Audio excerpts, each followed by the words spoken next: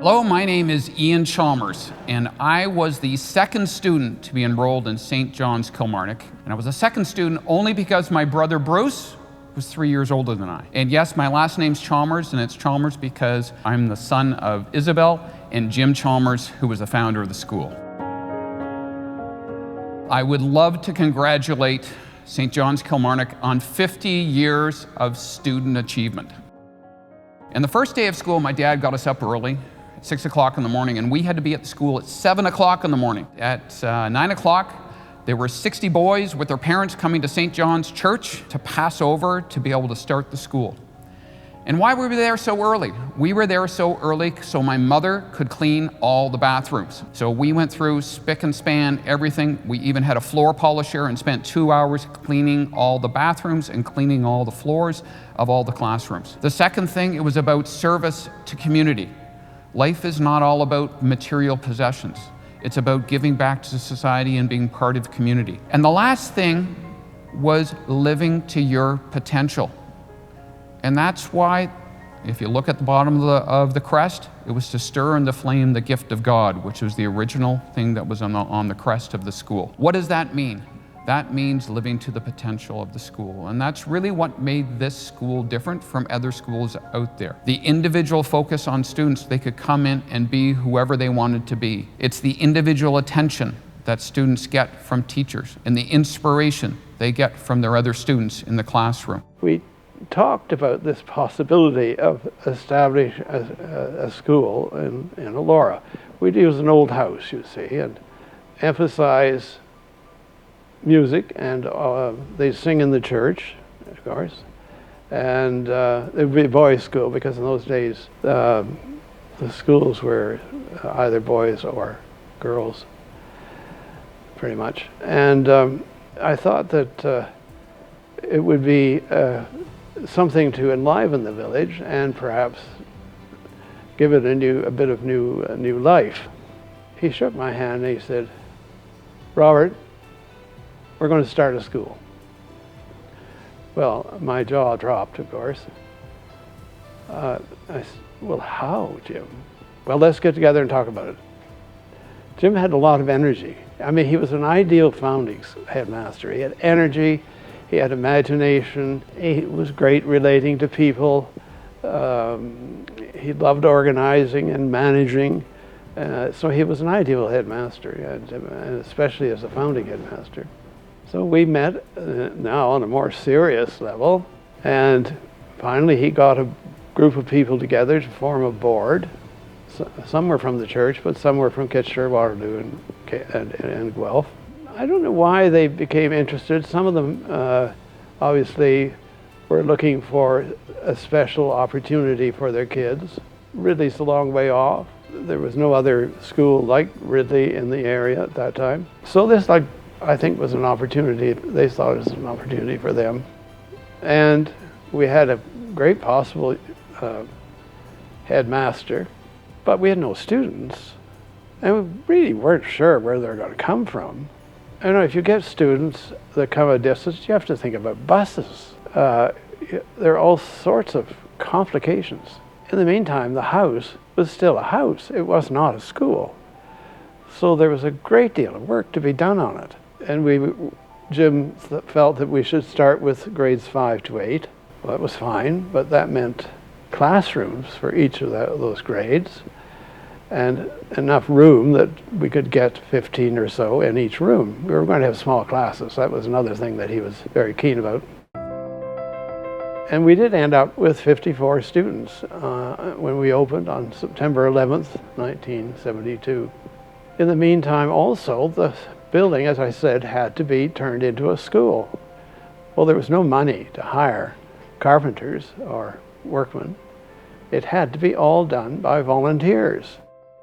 The opening day was a pretty emotional occasion for all of us. The parents and students gathered in the church, and we had a brief few prayers for the opening, and Jim introduced us to the congregation, to the parents, and we all then trooped over to the school. and they saw their new classrooms and got fitted in. It's interesting, I should say something a little bit about the religious background of the school. It was established as an Anglican school. It's in the founding legislation, but it was always open to everyone. There was never any intent of restricting the enrollment. One of Jim's great interests was English grammar, and he was a bit of a fanatic about it. You dasn't put an adverb where there should be an adjective, or he'd be on you, pounce on you immediately. He thought English grammar was one of those disciplines that was really necessary if you were going to be able to speak clearly and express yourself with any kind of accuracy. English grammar was important. He taught the English grammar course, actually. Academic excellence was his primary goal, but he also was very keen about social grace and manners.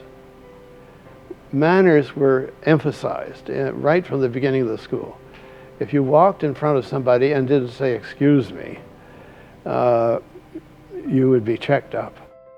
There was a little park nearby, but there was nowhere to play games. Now, Jim and Isabel had bought a property on the outskirts of the village, quite a large property, I think 100 acres, and they did have a nice field at the front. Jim had Scottish roots, of which he was very proud, and so he called this field Kilmarnock, because that was where the family had originally come from in Scotland, Kilmarnock Field. So that was our playing field.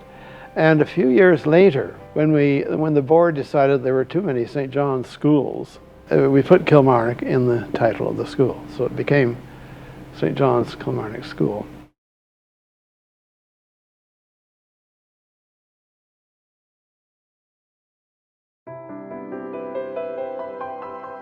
So when I came to St. Margaret's School in Elora, it seemed like a perfect fit. Maybe not quite preordained, but I was so happy to be there. And I was there until amalgamation with St. John's School for Boys down the road in Elora. And then we moved to this incredible campus. And we built it as we went along. And after 20 years, I retired about 20 years ago. But SJK is still so close to my heart. When I walked into St. Margaret's School in Elora for the first time, an old stone house, a beautiful old stone house, a bit like the classic Ontario farmhouse with the door in the center, the 2 rooms. Now this one was 2-story, like it was a fancy Ontario farmhouse, but it had a beautiful entrance hall and a stairway that went up through the middle. But it was just a private house. But the key was the people. The people made the school. And I mean, I guess I knew that theoretically, but that was brought home so much to me. The staff were dedicated to an ideal of providing outstanding education for these girls, for girls particularly. The parents were so supportive because, well, they had paid their money for the school. And the students, all these people working together, that's what made the school, all the activities that went on in there. So I would say, you know, you could almost make anything a school. Wondering how a school would work in that house. And I found out, not the first day, but I found out it worked so well, absolutely wonderfully. And my last day was just like the first day, but in a different place. It was still the same wonderful school. So I see St. Margaret's School Elora as SJK back then. That was the girls' version of SJK back then. It's just been one continuum of I said, dedicated people. The girls arrived in their Scottish kilts, St. Margaret, Queen of Scotland, And you can see Jim's influence still.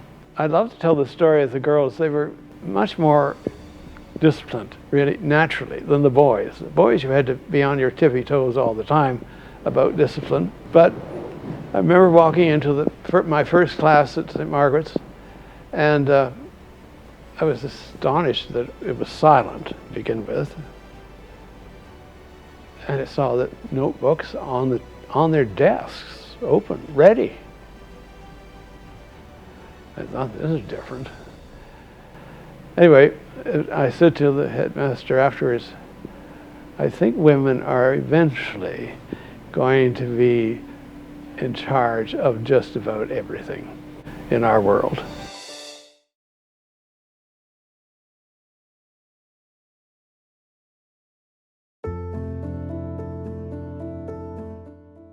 As soon as grade 8 graduated, the parents of those students were there saying, what about grade 9? So eventually 9 was added, and then grade 10, and then some of the lower grades were added as parents said, look, well, I'd like to come and bring my child up to grade 4. So grade 4 was, anyway, that's how it gradually expanded. Well, now we were getting up over 100 students. Jim recommended to the board that we proceed past grade 10, but that we do it in another setting where there was space. And through one of the parents, he got the access to a warehouse on Columbia Street in Waterloo. And there again, he did his renovating and fixing it up. And grade 9 and 10, 11, 12 were situated in this warehouse.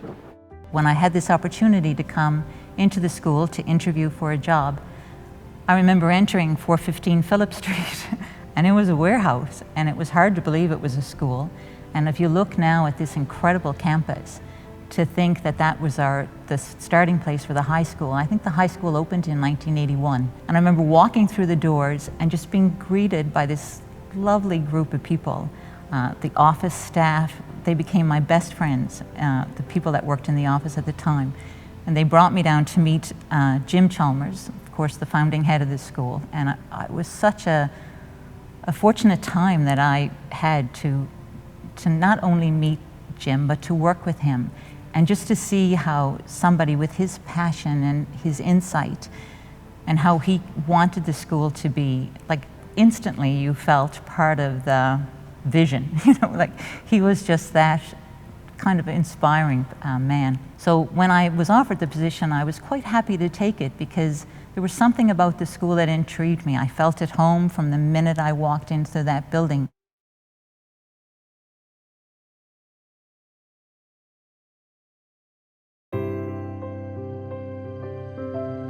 The amalgamation of schools became much more acceptable. And there was a movement afoot to amalgamate St. Margaret's and St. John's. Well, St. Margaret's was several hundred students then, 150 or so. So we needed a new site. And the search began for the location of a St. John's Kilmarnock school. We settled on this place where we are now. It was a mess. You cannot imagine what it looked like. Heaps of gravel everywhere. That pond was really a gravel pit. The Sigmillers had it. They sold it, and of course we bought it because it was the cheapest piece of property we could find anywhere. And actually it had a great location on Highway 7 with Guelph nearby, Cambridge and Kitchener-Waterloo nearby, and Laura Fergus not that far away. So in many ways it was an ideal site, and the building began. Because it was such a good location, because it was a nice piece of property where we could have playing fields and so on, was chosen. The first part of the school, the main building, was dedicated with the Honorable Perrin Beatty and other distinguished guests. We stood out in the front there and said a founding prayer. Even though manners aren't particularly mentioned in the school nowadays, or social graces, they're still embedded there. It's just expected. You respect the teachers. You answer when you're spoken to. You're polite. Respect for one another, social grace, music. I think these values will be important 50 years from now, as important as they are now, if not more important.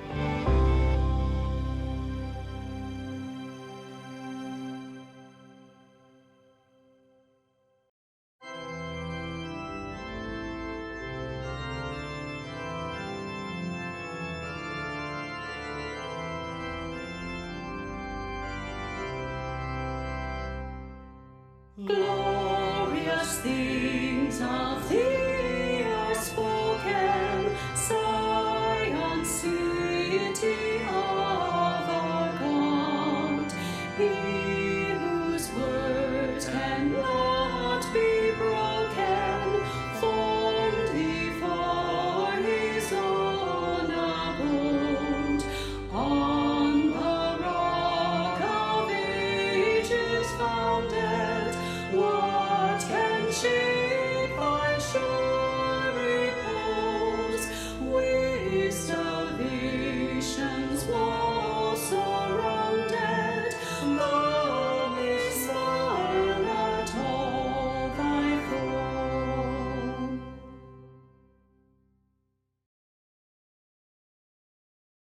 I would say community. You know, throughout my whole time here, it's generally been a smaller school than what you would get with a public school. And the very fact, because of that, people get to know each other, and as they know each other, it forms kind of a tight-knit group in one way or another. Staff, the faculty, the teachers that you worked with, but we were a community that involved the back office, that involved the support staff, that involved parents. And so there were just so many people for whom the education of the kids was an important factor in their lives, that they made it something that was a focus. And they helped, they supported. We built, when we came here, the staff and the parents, we built a playground for the kids. We built the boardwalk that went out along the side of the pond and into the wetlands. We planted all of the trees. It was that type of community. It was a community of people heavily involved. To me, the school's motto, to stir and to flame the gift of God, was really what the whole school was about. And that was interpreted in many ways by many different people. For me, it meant that we would help students to do the best that they could do, whatever that would be.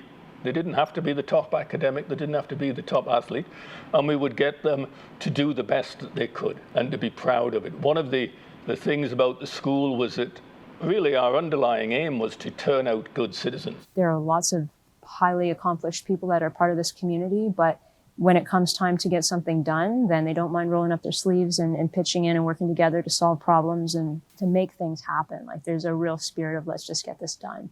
So definitely community and the culture is vibrant, healthy, positive, upbeat. That's why I think we're all so happy to be back on campus together. There's been continuity, but then there's been quite a bit of change. And I often think, I wonder what the original founders would think if they arrived on campus today and saw what it's all about, Like, I think at the core, it's still, I hope it's still, what they envisioned. And maybe it's grown into, something that they would be pretty proud of. I was welcomed with open arms from the students, from the staff, the faculty, everyone. It was an immediate sense of family, of community. I was so supported, and it was without a doubt the best year of my academic life. Still close friends with almost everyone I graduated with. You knew everyone in the school. It was just an amazing sense of belonging, and it changed me. And it was so much so that I had no doubt that I wanted to send my 4 children here for the very same reason of feeling this community. And I hope that each child who comes here is made to feel valued and made to value everyone else around them as well. Community, I think maybe that would resonate to me more of a, it's a community. It's not really a school. It's not really like, a campus. To me, it was a community that I thought everybody sort of cared for one another. Like, lunch day, things are popping up as we go. Lunch days, I remember some of those things. The parents would come in and everybody was, hands-on, right? This is important, right? It takes a community to bring up a kid, right? So I think that was really, to me, resonated in that school. I think that was, again, you didn't have to be on the sporting side. You certainly could have done it through academics or drama or arts or whatever. The same team community, I think, was there regardless of which road you went down. We really wanted to have a great sort of personalized approach to education for our kids, a values-based education, which we thought we would get at SJK. So when it was time for the kids to start school, we went down to learn a little bit more about the school, and we're really impressed by what we heard. Yeah, I think we wanted a school that would really challenge them and give them the best education we could find, and SJK fit the bill for us. I like to think that they're innovative in how they approach things. They are inclusive, an inclusive community where your children really feel part of a community and valued and cared for and respected. And I like the sort of individualized approach to learning that SJK takes on, that they really care about every student and they spend a lot of time thinking about it and trying to help them in a very individual ways. Yeah, I would say that there'd be like no child gets left behind. If I were to pick a single word for SJK, I'd probably use the word community. And that's really a function of, it is that small school. It's filled with teachers who knew who you were and who cared. It's a school where like you knew everybody, right? Like it had that community. And I think that humbleness, that small feel of that school in the middle of the country, I think was pretty unique, and it's tough to replicate that, right? Like there's not a lot of schools that have that kind of same community feel that you get when you go to a very large school or in a big city or whatever. And so I would use the word community. Community. It's something that everybody talks about. And, people who are a little bit cynical might think that that's something that every school could say about itself. But I really think that SJK is different in terms of its sense of community. And it's probably because the school was founded by a community. I think back to the early days in the St. John's Church in Elora, and it was a group of people who were coming together for the sake of their children that decided that they wanted to create the school that we enjoy today. I often think about what vision it must have taken to move the school to the current campus. I look at the pictures from the time that this location was selected as the place for the school, and it was a really barren landscape. It was a spent gravel pit, and it really looked like the surface of the moon.